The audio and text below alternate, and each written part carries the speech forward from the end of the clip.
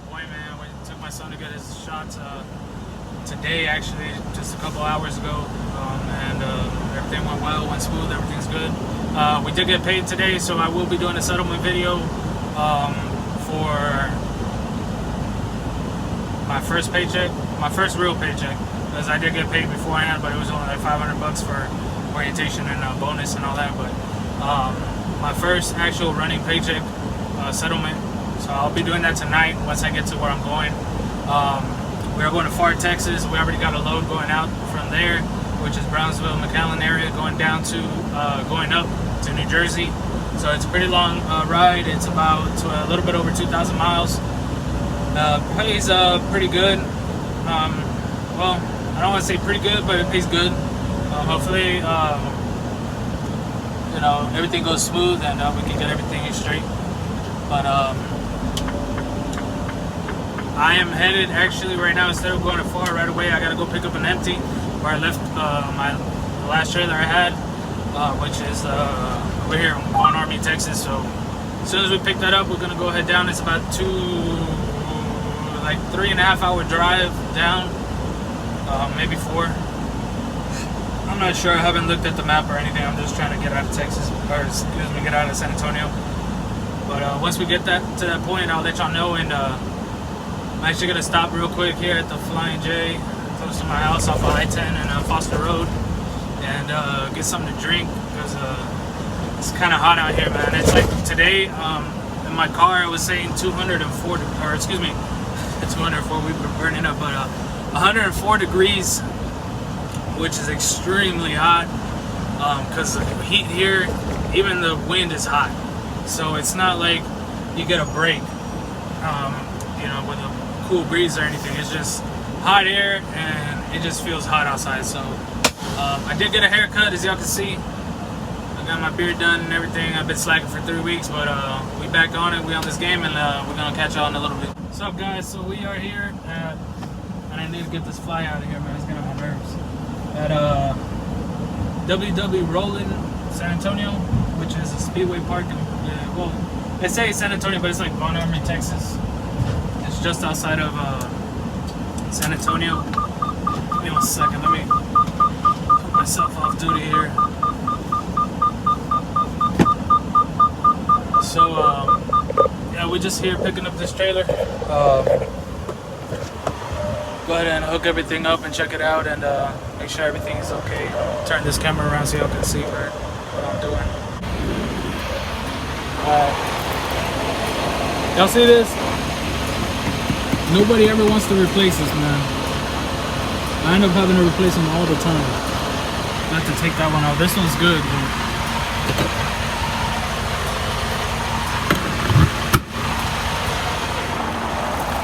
This is the thing, like, you have to like keep a lot of these, because this is one of the things that a lot of air gets out all the time. And there's been places like I think it's Laredo, that they actually take them off of the trailer. I don't know what they do with them, but you end up having to put 2 on there pretty much for free.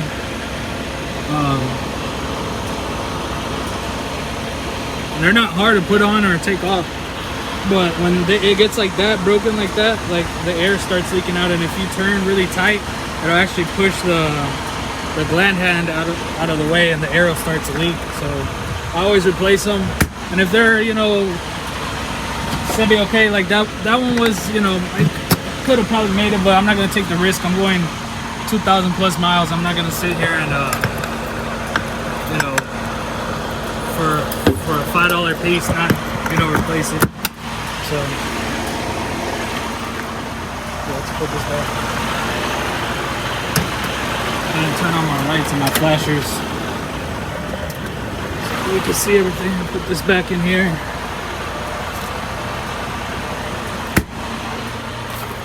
That's what I hate about coming in these yards, man. You get rocks all up in your tires. Pick everything up, man. But it'll come off either way. So we are locked in. Lights are on. Gotta put this thing up.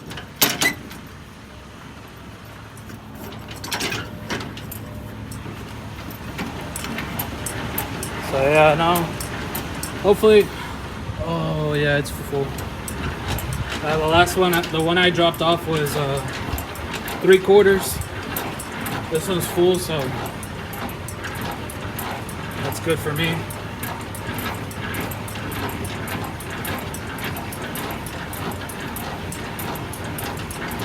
It looks like this trailer hasn't been used in a while though. It's sitting here.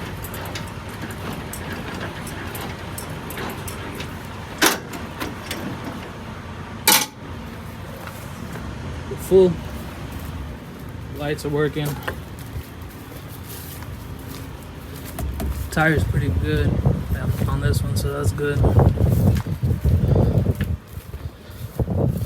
Lights are working, everything's working, flashers are working. Up top is working. This one actually they took the wings off of it for some reason. We're good. Just one piece of wood, no big deal.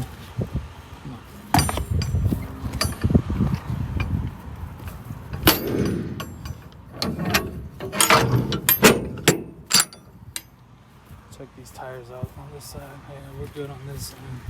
That's one of the things I hate. I mean, they gotta have tread on. The last one I had, one of the tires was like really bad.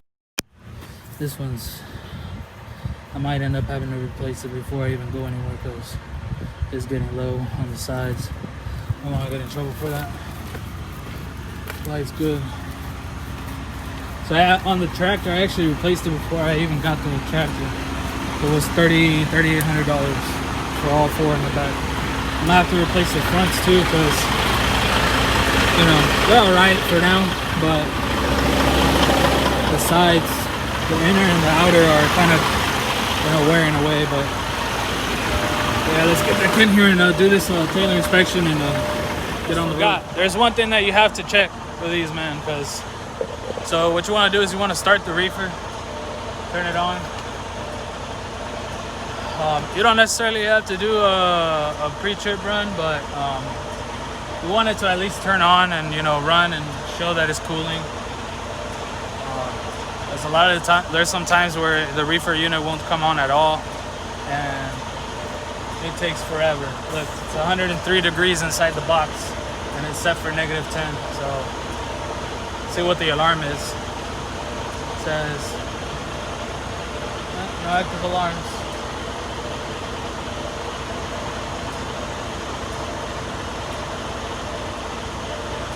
So just wait for it to come on, and hopefully it comes on pretty quick. That way we can finish the report and get on the road. So I'll wait for that, and then I'll get back with you in a second. It's already gone down 1 degree, so I know it's working. We'll go ahead and shut it off. Turn this down, make sure it stays off. So basically, whenever you pick up a trailer, you want to do an inspection report. And here at Prine, it's pretty simple. I mean, it's 41, you just put the trailer number, if it'll start, and then how much fuel it has. Ask if you locked your trailer, if it's dirty inside, trash inside, or dirty outside. If it requires repair, ask you what it needs on the inside or whatever, and that's it. That's all you got to send in. I already sent one in, so I don't need to do it again, but we're ready to go. Let's see how far we are from where we're going.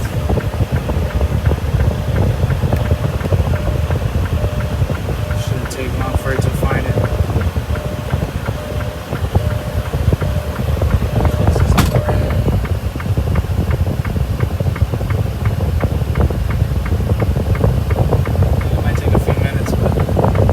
I think it's like 200 and something, yeah, 240 miles right there. 240 miles, so we are a good 4 hours away, so go ahead and head that way, and hopefully we get there. What time is it? 6:38, so about 10:30 at night. We'll be good to go by 8 o'clock in the morning. Pickups at 9, so let's get rolling. And I can actually make it there like in less than 4 hours, but I'll go about 60 miles an hour just to, you know, save on fuel, because I'm in no rush to get there. I know I'm going to be there on time anyway, so let's get rolling. Okay, so we're here at the gate. We're just waiting for this guy. That's another thing is like when you are waiting, guys, the most important thing is always to remember to put yourself off duty. Because sometimes when you think it's going to be quick, it ends up taking 5-6 minutes, and that's 5-6 minutes extra that you could have been driving to get somewhere. I've been sometimes where I'm about a minute away, I'm not going to make it, and I have to use PC to make it there. I prefer to be there without having to use PC, because the more you use PC, you're more liable to get in trouble with the DOT because of that, because they realize that you're not managing your time that well, and they're gonna dig deep into your logbooks and find something to get you on. So every time you stop, no matter if it's for 1 minute, 2 minutes, just put yourself off duty, because that's time that you're saving for yourself, and you know it helps extend your week, your 70-hour clock. So definitely always remember to put yourself off duty whenever you can. I'm not saying do it whenever you're hooking up or whatever. You can put yourself on duty for that. Everybody's different. You know, I don't consider that as part of my job. I consider it as part of my safety, my precaution. Make sure everything is okay. Because I mean, there's times I log it on duty. There's times I don't. It just depends on what you're doing. Now, obviously, the pre-trip and post-trip, yeah, definitely put yourself on duty, because they need to know that you're doing your job. With that, versus in between when you're not doing a pre-trip or post-trip, where you're just hooking up a trailer and all that. Sometimes I take a little bit longer than normal, so like I'll sit in the truck and I'll try to figure things out, my route and all that. I put myself off duty for that. So that's one thing to get down, is managing your clock, because when you don't manage your clock, things start happening almost towards the end of the week where you don't have enough hours, and it really messes you up in the sense of that you could have picked up a load that could have made you $2,000 versus now you're gonna have to pick up a load that only makes you $600 because you couldn't make that, you didn't have the hours to run that load. So always manage your clock correctly, and you'll be good out here. With respect to that, there's a lot of things that you need to learn, and a lot of things that I'm not saying I know everything, but pretty much the basics of everything that you need to know, I know it. I'm always learning. I'm always picking up little things, little habits here and there that help out. Especially when you swap trucks. When you swap trucks, there's always something different that you can learn, and pretty much help you adjust, because even the way this truck drives is much different than what the International drove, and I'm adjusting to this truck based off of how it drives, with reference to the cruise control.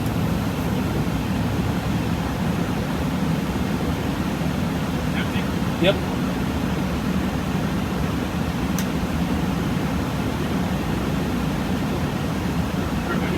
All right, thank you. All right, so we out of here. Like I said, it's gonna be a between 3 to 4 hour drive, 3 hours and 30 minutes to 4 hours. So we get down to Pharr, Texas. As soon as I get there, I'm gonna go ahead and park it for the night, and I will catch y'all in the morning. And I will be doing a video on my settlement tonight, but it won't be part of this one. It'll be a different video. I might upload that video before this one, but we'll see what happens. So I'll catch y'all tomorrow morning whenever I get there. I don't know exactly where I can park yet. I'll have to look that up and see what the shipper is. I'm not 100% sure right now. Actually, I'm gonna stop real quick so I can check this out. So I forgot to check how heavy this load is. I know it's going far. I just hope it's if it's 30,000 pounds, I'm good with that. I can handle that. I'm pretty sure I can manage the fuel. Let me check this real quick.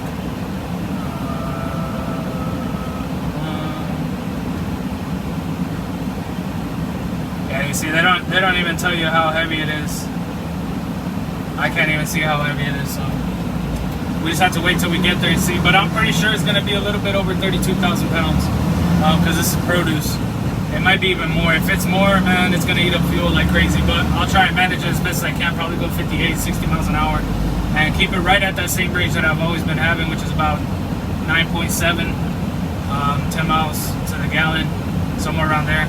I actually averaged about 10.9 the last load that I did, but it was only like 230 something miles, and it was going downhill pretty much the whole time from Nacogdoches to Selma, Texas. So even my trip meter right now, which I'm gonna reset, says 10.4, even with all the driving that I've done inside the city. So I'm gonna reset this real quick and see what we get. But I will catch y'all tomorrow morning whenever we're gonna go pick up, or whenever they dock us, and I'll see y'all later, fam. What's good, guys? So we are here at the door already. We're docked. We're getting loaded. Hopefully it doesn't take too long. I did a video on the settlement. If y'all haven't seen it, I'll put it on the end of this video so y'all can take a look at it. Excuse me. So we're just waiting here. It's been about 20 minutes, 25 minutes, something like that. So as soon as we're done, we should be good to go and good to roll. I'm actually gonna scale this load because these guys are a little bit weird. They want to know how many pallets, and they're asking me how I want it loaded. Like, if I'm paying you a lumper to load it, you should know how to load a truck. It's ridiculous. So, but anyways, I just told them load it as even as possible as you can. I'm just gonna scale it the way it is. I told them put most of the weight in the middle, and I'll just go ahead and scale it and get it nice and even when I'm at the scale house, and then we'll get on the road and get going. I'm gonna try and fuel in Louisiana because it's like $1.40 there, plus the taxes comes. I think it's like $1.60, so that'll be good for me, and that'll get me all the way up to New Jersey, hopefully, and hopefully I can get just a little bit outside of New Jersey. In Pennsylvania, they got one that's like $1.30 right now. I don't know if it's gonna be like that in 2 days, but you know, I'll keep an eye out on it, and I'll let y'all know. But just wait here for these guys to finish, and I'll get back with y'all. What's going on, guys? So we're out of here. The bills on this thing are a little bit crazy. They don't even have the weight or anything on there.